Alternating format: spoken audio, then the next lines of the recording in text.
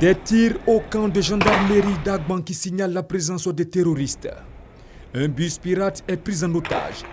Alertés, 2 blindés de l'unité d'intervention de la gendarmerie nationale escortés par des éléments à pied viennent au secours. Ils pénètrent le bus pirate, neutralisent les terroristes et libèrent les otages. Mais pendant l'opération, un élément de l'unité d'intervention de la gendarmerie nationale est blessé. Il est secouru par ses coéquipiers. Il y a eu plus de peur que de mal. C'est un exercice de libération d'otages.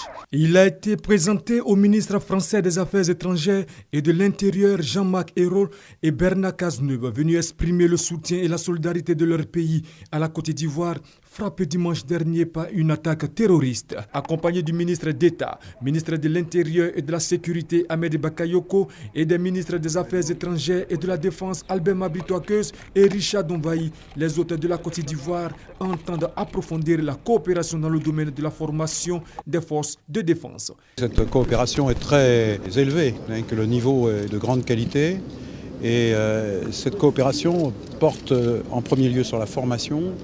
C'est vrai au niveau militaire comme c'est vrai au niveau police-gendarmerie. Notre objectif, c'est aussi d'agir en coopération dans le domaine du renseignement, dans le domaine de la police judiciaire, pour permettre la sécurisation des zones de crime et développer très vite les actions de police scientifique et technique. Et puis nous souhaitons aussi développer de la coopération dans le domaine de la formation des primo-intervenants, c'est-à-dire des forces de la sécurité publique qui peuvent très vite se rendre sur le lieu d'un attentat. Pour le ministre d'État Ahmed Bakayoko, cette visite renforce davantage la coopération entre les deux pays. Cette visite nous permettait de venir sur le terrain, de voir à peu près le niveau d'entraînement de nos hommes et montrer à quel point la coopération avec la France se passe très bien. Et nous entendons avec ce qui s'est passé la renforcer pour aller beaucoup plus loin. Après l'exercice de libération d'otages, les ministres ont procédé à une visite des installations et de quelques équipements de l'unité d'intervention de la gendarmerie nationale.